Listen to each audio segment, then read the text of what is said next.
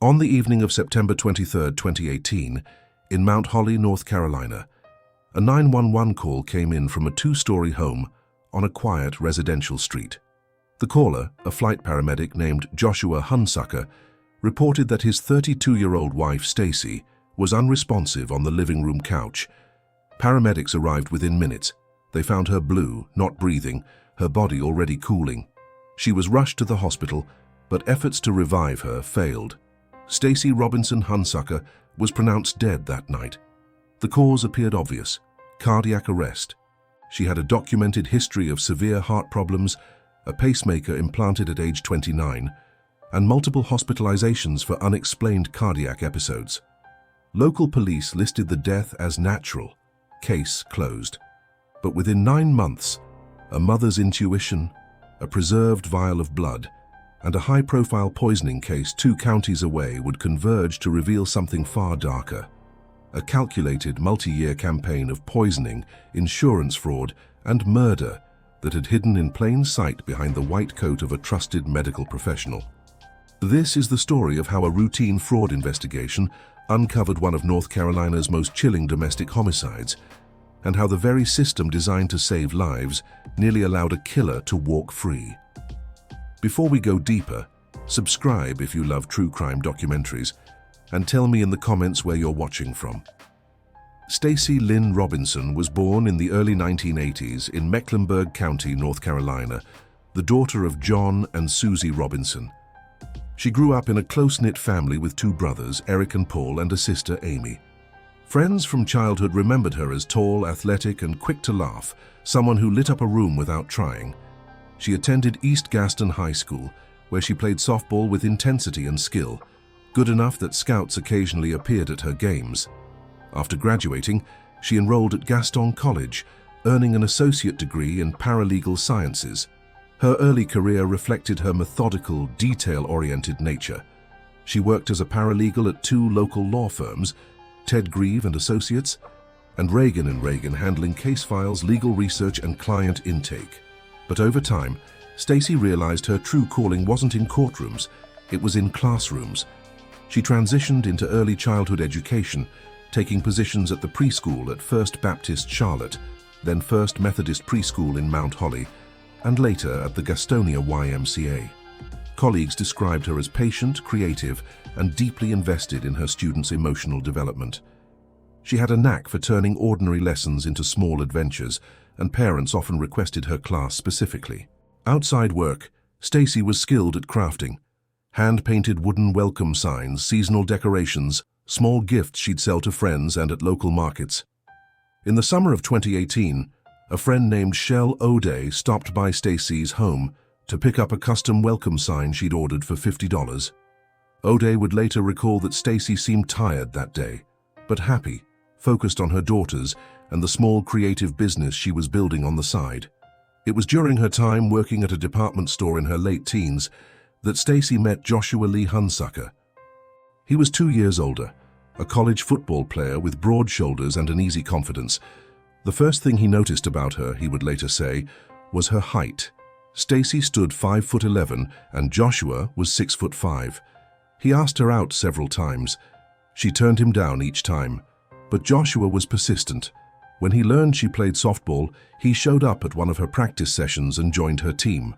Both were talented athletes, competitive and driven, with the kind of potential that occasionally draws professional scouts. Eventually, their relationship shifted from teammates to something romantic.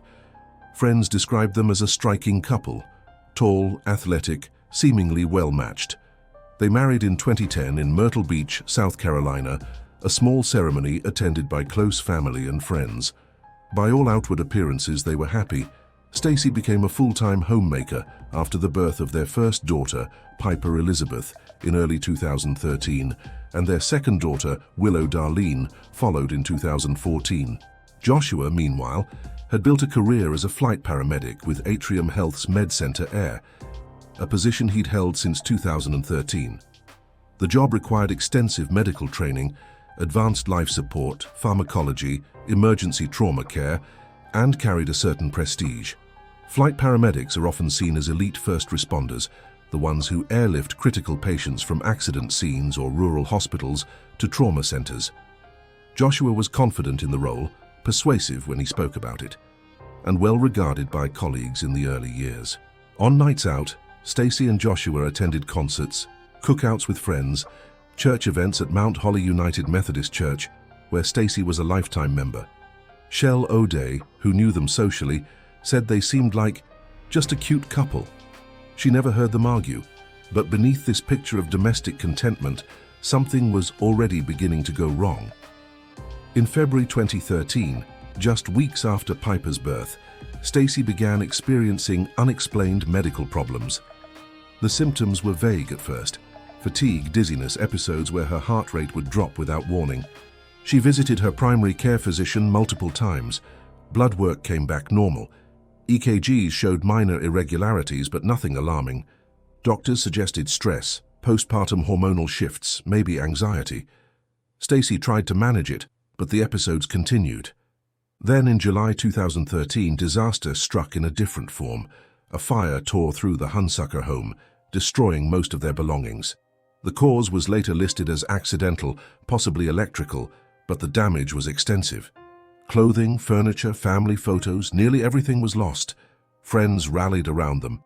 A GoFundMe campaign was launched by Suzanne Steinbrenner, a friend of the couple, to help with rebuilding costs.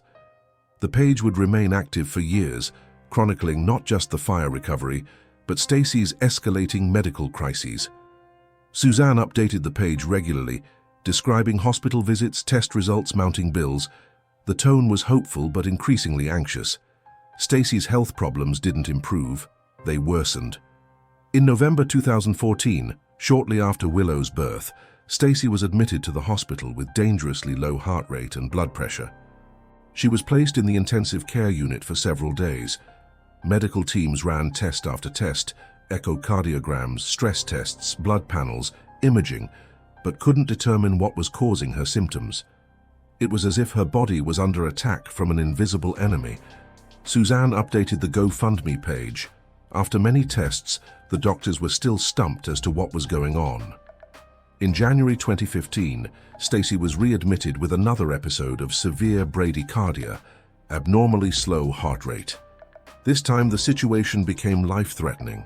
Once she was settled into her room, she went into full cardiac arrest. Her heart simply stopped.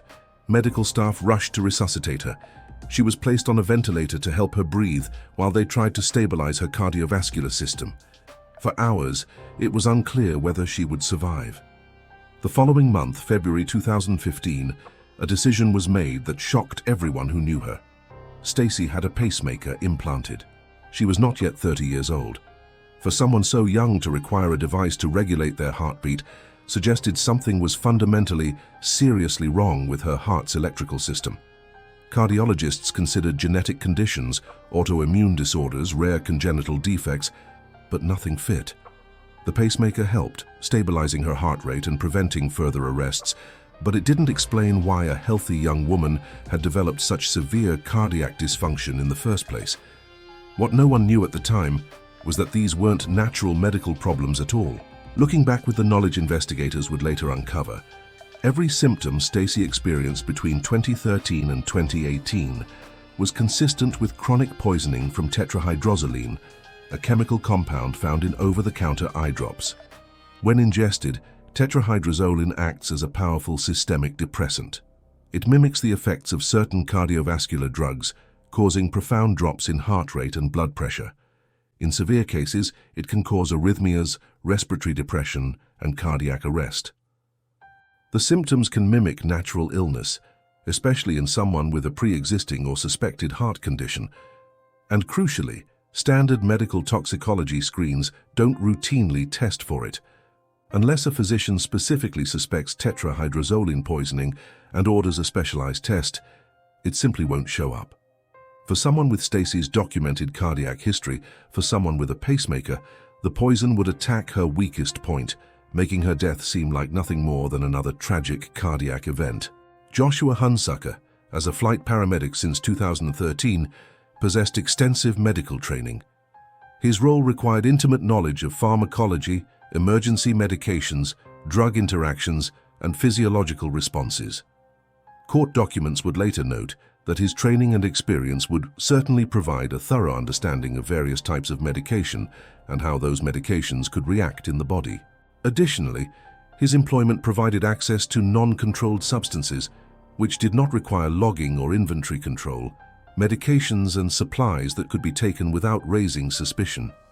He would have known exactly what symptoms to expect from tetrahydrozoline ingestion. He would have known how to administer it in doses that wouldn't immediately kill, but would cause chronic, debilitating health problems.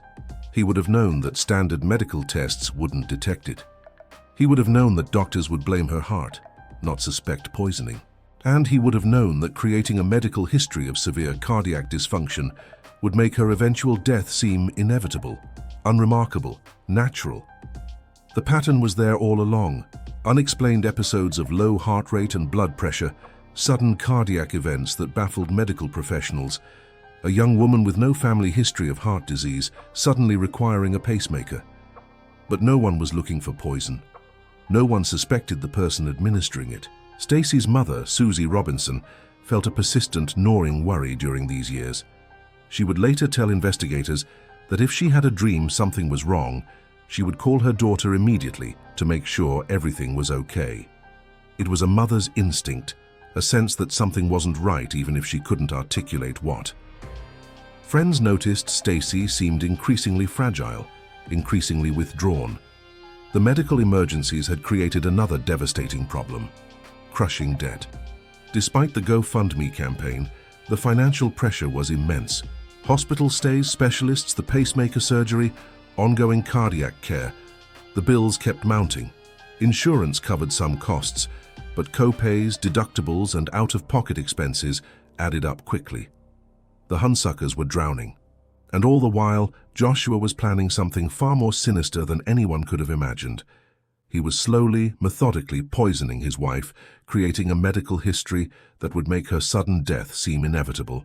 He was also, investigators would later learn, conducting an affair with a colleague at Atrium Health, a woman named Jennifer Elkins, whom everyone called Jen. The affair had been ongoing for some time, hidden from Stacy, hidden from most of their social circle. Joshua wanted out of his marriage, but divorce would mean splitting assets, losing custody time with his daughters, paying alimony and child support. Divorce would mean financial ruin, especially with their existing debt. But if Stacy died, if her death appeared natural, he would collect life insurance, keep the house, gain full custody, and be free to pursue his relationship with Jen without legal or financial consequence. It was a calculated, cold-blooded plan, and by the late summer of 2018, Joshua was ready to execute the final phase. On the evening of September 23, 2018, Joshua Hunsucker called 911. The call came in around 7:30 p.m. He told the dispatcher his wife was unresponsive, slumped over the side of the couch in their living room. His voice was calm, almost detached, as he described the scene. Responding officers arrived within minutes. Joshua met them at the door, leading them inside to where Stacy lay motionless. Paramedics began resuscitation efforts immediately, but her body was already cool to the touch. Her lips and extremities blue from cyanosis, lack of oxygen. She wasn't breathing. They transported her to the hospital, continuing CPR en route, but it was too late. Stacy Robinson Hunsucker was pronounced dead shortly after arrival. The cause of death appeared obvious to everyone involved: cardiac arrest. She had well-documented heart problems. She had a pacemaker. She had a history of mysterious cardiac events spanning 5 years. The local police treated it as a natural death, a tragic but not suspicious passing of a young woman whose heart had simply given out.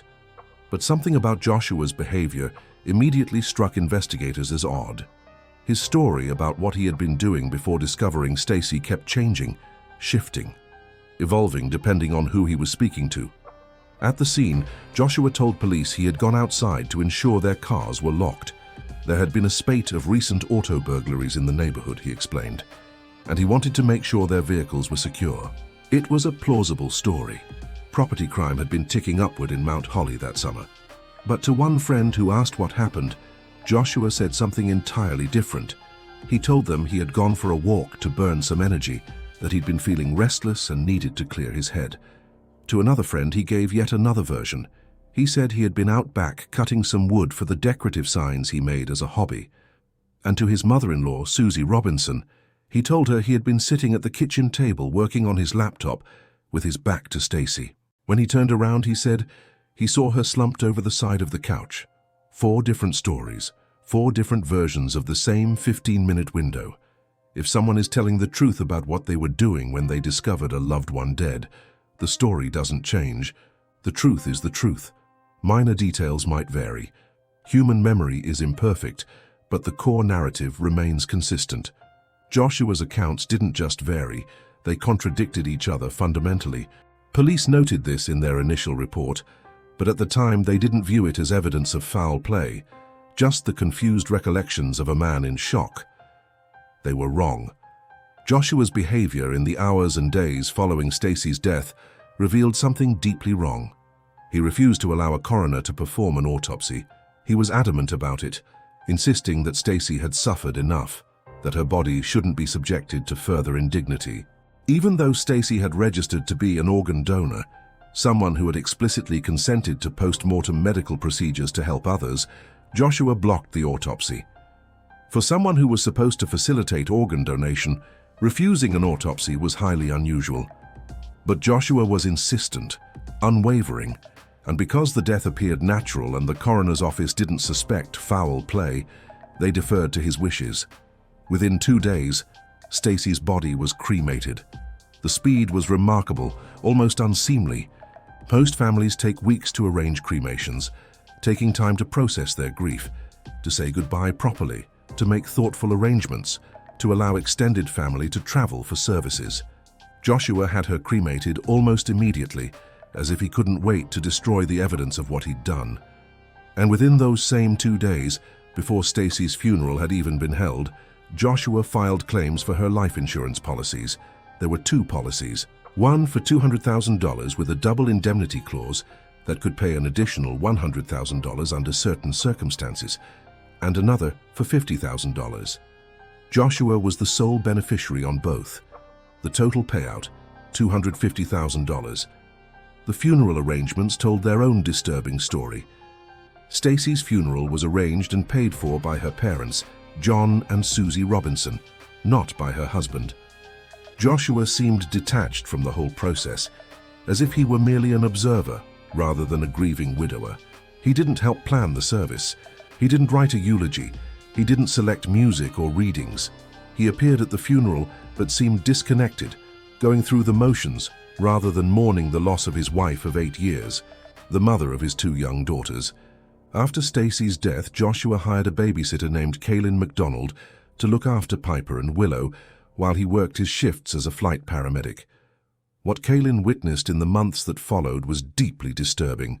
She would later provide a detailed statement to investigators and speak publicly to CBS's 48 Hours correspondent Peter Van Sant, and her account painted a chilling picture of a man utterly unaffected by his wife's death. Kaylin said she never saw Joshua sad, not once, not ever. He didn't cry. He didn't appear depressed. He didn't seem to miss his wife at all. Instead, he was happy, very happy. He was happy with his new girlfriend, Jennifer Elkins, his colleague from Atrium Health's Med Center Air. They were all over each other all the time, Kaylin recalled. Public displays of affection, inside jokes, constant texting when they weren't together. It was always about Jen, Kaylin said. Joshua and Jen talked constantly about their future together, about moving into a house together. Not the house Joshua had shared with Stacy, but buying a brand new one, starting fresh with no reminders of the past. Joshua rarely spoke about his deceased wife. He never said he missed Stacy. He never said he missed the girl's mother. He never shared memories of her with his daughters. It was as if Stacy had never existed, as if she'd been erased from their lives completely. Kaylin couldn't understand it. When her own father had died, she had talked about him constantly, unable to stop herself from sharing memories, from keeping his memory alive. But Joshua acted as if Stacy were a stranger, a footnote, an inconvenience he'd finally moved past. Jennifer Elkins was a visible central presence in Joshua's life and in the lives of his two young daughters within 6 months of Stacy's death. She had moved into the home Joshua had previously shared with his wife, the house where Stacy had died, the bed where Stacy had slept. It was as if she was simply Stacy's replacement, stepping into a role that had been vacated. Joshua's colleagues at Atrium Health's Med Center Air noticed the same disturbing pattern. Multiple staff members told investigators that Joshua seemed completely unaffected by his wife's death. They expressed deep concern to police about how quickly he had moved on with his girlfriend, about how visible she was, about how quickly she'd become part of his daily life and integrated into his family structure. The speed was unseemly, inappropriate, shocking. Some colleagues had known Stacy personally. She had attended company events, holiday parties, family days. They described Joshua as appearing unfazed by her death, as if it had been an inconvenience rather than a tragedy, as if he'd been waiting for it to happen, as if a burden had been lifted. And then there was the money. After collecting the $250,000 from Stacy's life insurance policies, Joshua went on a spending spree that raised eyebrows throughout the Mount Holly community. He bought a boat, an expensive recreational boat worth somewhere between $80,000 and $100,000. A judge would later express concern about the purchase during a bond hearing, warning Joshua through his attorney not to try hiding or selling the asset, or he would go straight back to jail. Joshua embarked on multiple expensive vacations with Jennifer Elkins, trips to the coast, weekend getaways, resort stays that the couple couldn't have afforded when Stacy was alive, when they were drowning in medical debt. Now flushed with insurance money, they were living it up, traveling, spending freely, posting photos on social media that showed them laughing, relaxed, carefree. Joshua paid off the mortgage on the family's 1,516-square-foot Mount Holly home, which was valued at approximately $215,000. The wrongful death lawsuit later filed by Stacy's parents would detail these expenditures, painting a picture of a man who was thrilled to be free, thrilled to have money, thrilled to start a new life with his mistress, and utterly unconcerned with the optics of his behavior. For Stacy's mother, Susie Robinson, these were massive, glaring red flags. She learned from friends and neighbors that Joshua had been seeing Jennifer Elkins even before her daughter's death. The affair had been ongoing, carried on in secret while Stacy was still alive, while Stacy was fighting for her life in intensive care units, while Stacy was recovering from pacemaker surgery. And Susie knew about the life insurance claims filed mere days after Stacy had died, before the funeral had even taken place, before her daughter's body was even cold. The pieces were starting to come together in Susie's mind. The rapid insurance claims, the refusal of an autopsy, the immediate cremation, the new girlfriend who had been there all along, her daughter's years of mysterious health problems that no doctor could explain, the boat, the vacations, the complete absence of grief. Something was very, very wrong. Susie began making quiet inquiries, asking questions, gathering information. She spoke to Kaylin McDonald, the babysitter, who confirmed her suspicions about Joshua's behavior. She spoke to Stacy's friends, who shared their own unease. She reviewed the GoFundMe page Suzanne Steinbrenner had maintained, reading through the chronicle of Stacy's medical decline with fresh, suspicious eyes. And in May 2019, 9 months after her daughter's death, Susie Robinson made a decision that would change everything. She contacted the North Carolina Department of Insurance. She filed formal fraud allegations against her son-in-law, Joshua Lee Hunsucker. She suspected he had killed Stacy for the insurance money, to be free to pursue his relationship with his mistress without the inconvenience of a divorce, without the financial burden of splitting assets or paying support. She had no concrete proof, no smoking gun, no confession, just a mother's intuition and a constellation of suspicious facts that didn't add up. She had no idea this simple act, this formal complaint filed by a grieving mother, would trigger a full-blown murder investigation that would reveal the horrifying truth about what had happened to her daughter. Insurance Commissioner Mike Causey said that when the referral came through from Susie Robinson, it was sent straight to their Criminal Investigations Division for review. Initial reports from the Mount Holly Police Department had listed Stacy's death as natural, a heart attack, nothing suspicious, Case closed, file it away. But the insurance investigators weren't satisfied. They had seen enough fraud cases to know that rapid insurance claims, combined with suspicious circumstances, warranted a closer look. They would dig deeper. They would question everything. They would follow the evidence wherever it led. The investigative team assembled was formidable and multi-jurisdictional. It included investigators from the North Carolina Department of Insurance Criminal Investigations Division, detectives from the Gaston County Police Department, and agents from the Department of Homeland Security, whose involvement suggested potential federal charges related to insurance fraud or interstate activity. Special Agent Lisa Morgan from the North Carolina Department of Insurance was assigned as the lead investigator on the case. And as she began her work, reviewing case files, interviewing witnesses, examining financial records, she discovered something that would prove absolutely crucial, the single piece of evidence that would make or break the case. Because Stacy Robinson Hunsucker had been a registered organ donor, the LifeShare Donor Center had preserved a vial of her blood before she was cremated. This was routine procedure for organ donors, a standard practice to facilitate tissue typing, infection screening, and compatibility testing to ensure safe transplantation. But it would prove to be the difference between justice and a perfect crime, the single piece of physical evidence that Joshua hadn't counted on, hadn't planned for, couldn't destroy. Without that preserved blood sample, there would have been no physical evidence to test. Stacy's body had been cremated within 48 hours, her remains reduced to ash. There would have been no way to prove poisoning, no way to prove murder, no way to hold Joshua accountable. The blood sample was sent to a laboratory for comprehensive toxicology testing. Standard tests came back first, screening for common poisons, recreational drugs, prescription medications, alcohol. All negative, nothing unusual, nothing suspicious. But Special Agent Morgan didn't stop there. She knew that standard toxicology panels only test for a limited range of substances, the most common drugs of abuse, the most frequently encountered poisons. If Joshua had used something obscure, something that wasn't part of the standard panel, it wouldn't show up. Morgan requested more specialized tests, broader screening, looking for substances that wouldn't normally be included in a routine toxicology analysis. The laboratory expanded their search, testing for rare poisons, industrial chemicals, uncommon pharmaceuticals. And then, the results came back. Insurance Commissioner Mike Causey would later describe the findings as absolutely shocking. There were traces of poison in Stacy's blood, specifically tetrahydrozoline, the active ingredient in over-the-counter eye drops used to reduce redness. But this wasn't a therapeutic level, wasn't an amount that could be explained by normal use of eye drops.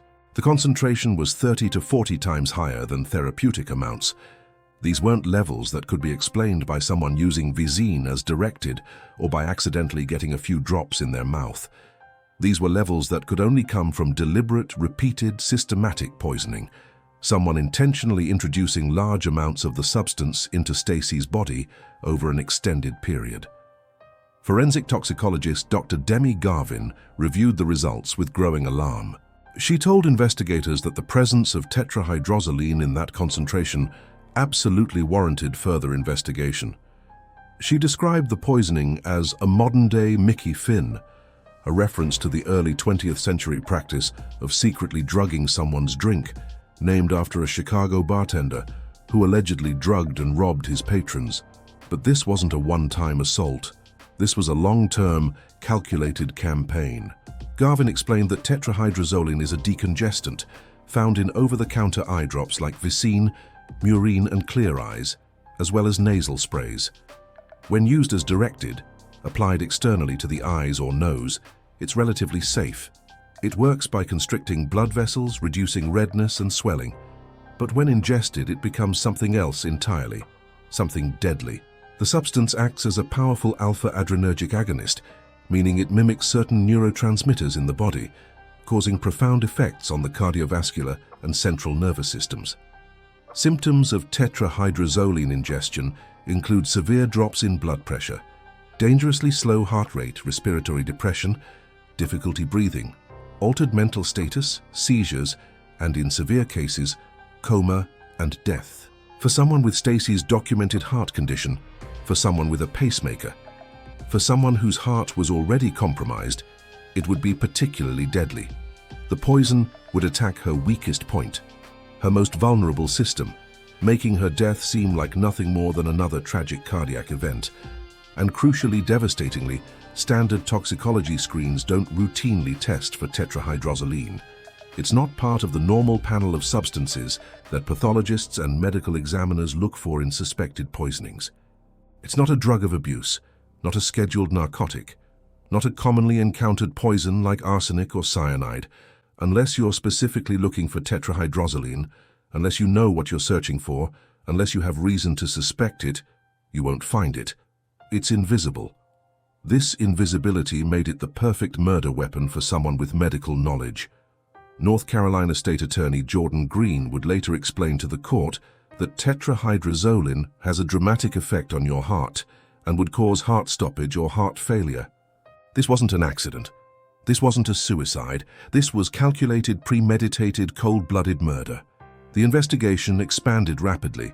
Detectives began interviewing Joshua's friends, family members, colleagues at Atrium Health, neighbors, anyone who might have information about his relationship with Stacy, his behavior before and after her death, his financial situation, his personal life.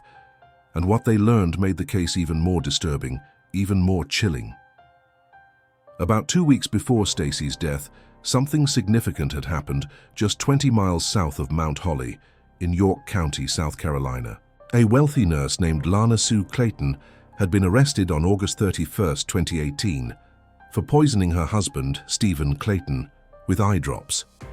Clayton had confessed to police that she had been sneaking eye drops into her husband's water over a period of 3 days until he died on July 21, 2018. She told investigators she had done it because she was fed up with his behavior, his controlling nature, his constant criticism.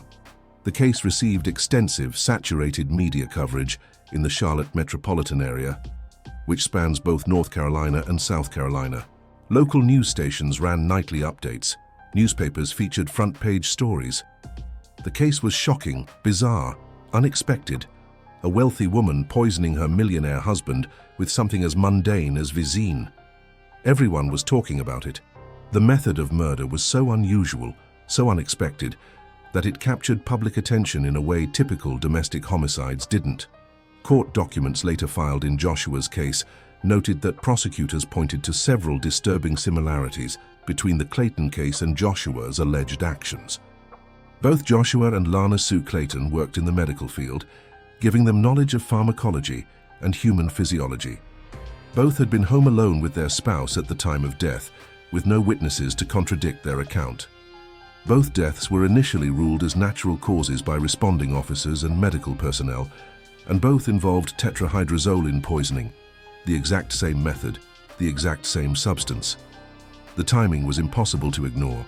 Court documents alleged that within days of learning about the South Carolina case through media coverage, Joshua had surreptitiously placed eye drops in Stacy's water and exposed her to deadly amounts of tetrahydrozoline.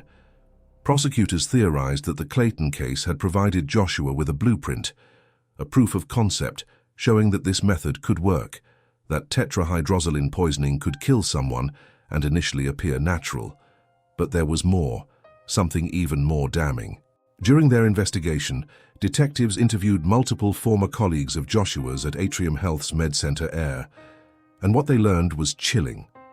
Before Stacy's death, months or even years before, Joshua had told at least 2 co-workers that if he ever killed someone, he would do so using Visine or other eye drops. These weren't vague, joking comments. These weren't hypothetical musings. These were specific, detailed statements from a medical professional who understood exactly how it would work, what the effects would be, and why it would be difficult to detect. One colleague recalled Joshua describing how eye drops, when ingested, could cause cardiac arrest and how standard toxicology screens wouldn't catch it. Another colleague remembered Joshua specifically mentioning that it would be the perfect way to commit murder because no one would suspect poisoning. Investigators documented these statements carefully. They weren't hearsay or rumor. They were direct, credible witness accounts from medical professionals who had worked alongside Joshua for years. He had told them precisely how he would commit murder, if he ever chose to do so.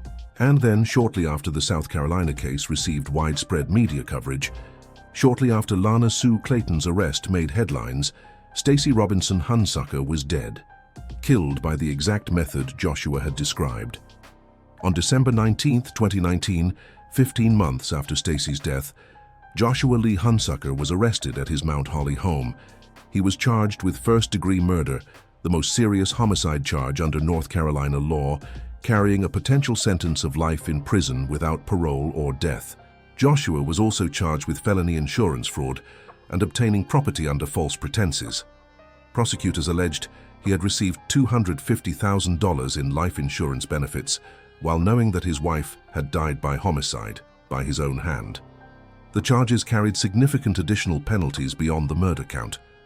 His bond was set at $1.5 million, an amount that reflected both the severity of the charges and the court's assessment of flight risk and danger to the community.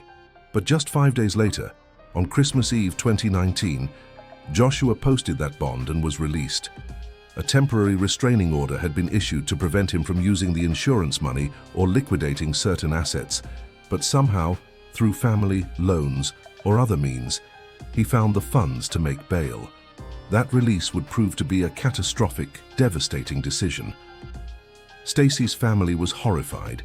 Susie Robinson told reporters she felt re-victimized, terrified that Joshua was free, worried for her granddaughter's safety, and furious that the system had allowed him to post bond on a first-degree murder charge. But the legal standard for bond in North Carolina is high. Judges must determine whether the defendant poses a flight risk or an immediate danger, and Joshua's defense attorneys had successfully argued that he had ties to the community's stable employment history and no prior violent criminal record. The judge granted bond, and Joshua walked free. Out on bond, Joshua's behavior became increasingly disturbing, increasingly dangerous, and increasingly desperate. District Attorney Travis Page would later state in court filings that the defendant's dangerous actions would continue to escalate. He would be proven correct. Joshua began a systematic campaign of harassment and intimidation against Stacy's parents, John and Susie Robinson. He routinely photographed and videotaped them at their granddaughter's sports events, soccer games, school performances, anywhere they appeared in public. He would stand across the field or parking lot with his phone raised, recording them, making his presence known, ensuring they saw him watching. He sent packages to their home demanding they drop the murder case, threatening unspecified consequences if they continued cooperating with prosecutors. He followed them in his vehicle, appearing behind them on the highway, sitting outside their home, driving by their house repeatedly at all hours. He made vulgar gestures at them in the parking lot of the church they attended, the same Mount Holly United Methodist Church where Stacy had been a lifetime member. The intimidation was relentless, calculated, designed to terrify them into silence, to make them feel unsafe, to pressure them into withdrawing their support for the prosecution. Then, on February 4th, 2023, more than 3 years after Stacy's death, Joshua staged his own kidnapping. He filed a police report with Mount Holly authorities claiming he had stopped to change a flat tire on a rural road when he was approached by an assailant. According to his report, he was pistol-whipped in the head multiple times, suffering lacerations and bruising. His hands were zip-tied behind his back, he said, and he was injected with an unknown substance by force. He told police his attacker was John Robinson, Stacy's father, his own father-in-law. He was trying to frame John Robinson for assault, kidnapping, and attempted murder, presumably to discredit the Robinsons' testimony and shift suspicion for Stacy's death onto them. It was desperate, bizarre, and poorly executed. Mount Holly police investigated thoroughly. They examined the scene where Joshua claimed the attack occurred. They reviewed traffic camera footage, cell phone records, and witness statements. They found no evidence to support any part of Joshua's story. No witnesses saw the alleged attack. No physical evidence corroborated his account. The injuries he displayed were inconsistent with his description of events. And John Robinson had a solid alibi, placing him miles away at the time Joshua claimed the assault occurred. Police determined that Joshua had fabricated the entire incident, likely self-inflicting minor injuries to make the story appear credible. The investigation concluded that the report was false, and the police saw through it immediately. But Joshua wasn't done. His behavior was spiraling, his desperation growing as his trial date approached. Just weeks after the fake kidnapping, in February 2023, Joshua poisoned his own 11-year-old daughter, Piper, leading to a serious medical scare and hospitalization. Piper became violently ill at school, nausea, vomiting, extreme lethargy, dangerously low blood pressure, and altered mental status. Teachers rushed her to the school nurse, who immediately called 911. She was transported to the hospital, where doctors ran emergency tests trying to determine what was wrong. Blood work came back with shocking results: tetrahydrozoline in her system, the same chemical that had killed her mother. Additionally, tests revealed the presence of trazodone, an antidepressant medication not approved for use in children, in her bloodstream. Police searched Joshua's truck and found a bottle of trazodone prescribed to him. During Piper's treatment, Joshua told doctors it appeared his daughter had been given Vicine. Medical staff noted in their records that this wasn't a reasonable conclusion based on her symptoms alone, suggesting Joshua knew what was in her system before tests confirmed it, because he had been the one to administer it. Prosecutors believe Joshua poisoned his daughter in another desperate attempt to frame the Robinsons, to suggest they were systematically poisoning his children to gain custody or to retaliate for his prosecution. The theory was that if he could make it appear the Robinsons were harming his daughters, he could remove them from his daughters' lives, discredit their testimony, and potentially even shift blame for Stacy's death onto them. It was evil, monstrous, unfathomable. A father willingly endangering his child's life to save himself. In July 2024, a family court judge found that Joshua had abused his daughter, Piper, and neglected both children, Piper and Willow. The girls were removed from his care and placed with other family members pending the outcome of the criminal proceedings. Joshua was arrested again in August 2024, this time for felony witness intimidation based on his ongoing harassment of the Robinsons and other witnesses. And in November 2024, after reviewing the totality of his behavior since his initial release, the harassment, the fake kidnapping, the poisoning of his daughter, a judge revoked Joshua's bond entirely. He was remanded to custody without bond, where he remains as of the time of this account awaiting trial. But the story of Joshua's escalating desperation didn't end there. Investigators uncovered one more shocking incident, one that had occurred in the weeks before his initial arrest. On November 26, 2019, less than a month before his murder arrest, Joshua allegedly set fire to medical equipment aboard an Atrium Health helicopter during a flight over Charlotte. At 12:59 a.m., while the helicopter was mid-flight carrying a patient, Joshua allegedly set fire to a syringe pump, a critical piece of equipment used to administer intravenous medications. The fire filled the cabin with smoke, forcing an emergency landing at a car dealership on Independence Boulevard in Charlotte. The pilot executed an emergency descent, bringing the helicopter down in a commercial parking lot. No one was injured, but the situation was life-threatening. A fire in a confined space at altitude with limited options for emergency response could have been catastrophic. Joshua was charged with felony arson. The timing was significant. This happened less than a month before his murder arrest. Investigators believe Joshua sensed his arrest was imminent, that the walls were closing in, and the arson was another desperate, reckless attempt to create chaos, to distract investigators, or to establish some kind of mental instability defense. Atrium Health issued a statement expressing shock and dismay, saying it was unfathomable what may have possessed him to endanger lives in such a way. Joshua had also been placed on administrative leave for alleged workplace misconduct, unrelated to the arson, before his murder arrest. The day after his December 2019 arrest for Stacy's murder, he was formally terminated from Atrium Health's MedCenter Air, where he had worked since 2013. Joshua Hunsucker's trial was originally scheduled for March 2025, but prosecutors indicated that the new developments, the poisoning of his daughter, the fake kidnapping, the escalating witness intimidation, may push the trial back to autumn 2025 or beyond. The legal process has been slow. complicated by COVID-19 court delays, defense motions, and the sheer volume of evidence and charges now accumulated against him. He faces first-degree murder, insurance fraud, obtaining property by false pretenses, felony arson, child abuse, witness intimidation, and multiple other counts. If convicted on all charges, he could spend the rest of his life in prison. Stacy's family has pursued justice on multiple fronts. Following Joshua's initial arrest, Susie and John Robinson released a powerful public statement through their attorney. They said, "We will not rest until justice is served. We will do everything in our power to support and care for your beautiful daughters, Piper and Willow." Kelly, a friend who had known Stacy since high school, told reporters that Stacy did not deserve for this to happen to her. She was a great mother, she was a happy person.